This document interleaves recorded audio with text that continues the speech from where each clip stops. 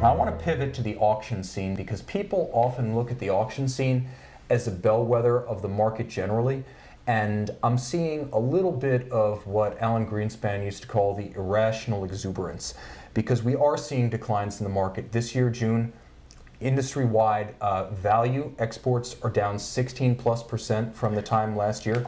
That's versus June of last year again. Month on month, year on year, that's the most recent statistic we have. So we're still seeing the auction values rise. Blue chips are blue chips, but there's a cautionary tale from the late 1980s Ferrari market and possibly from the current Ferrari market that I'd like to share.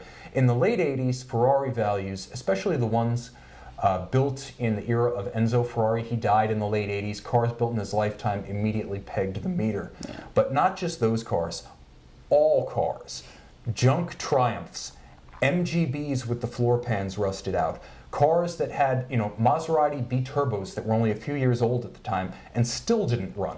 These cars were being bid up to high heaven because the top of the market was moving, and a lot of people lost their shirt because of that. Yeah. And even the guys who could pay $15 million for a 250 GTO back then took a hit that they didn't recoup for another 20 years.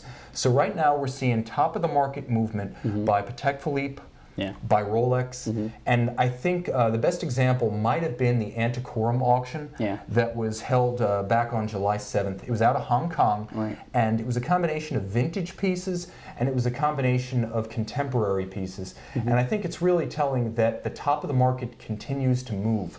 There was a Rolex 6239 Paul Newman exotic dial. With buyer's premium, it sold for the equivalent of like 108,000 US dollars.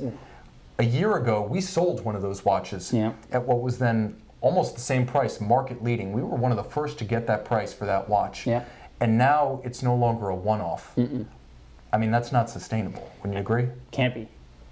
The problem with the top of the market is that it is reaching irrational heights. Right now, you just can't keep bidding up the same exotic dial Daytonas, the same Jean-Claude Killy Dato Compacts without some sort of correction, and we know it's coming.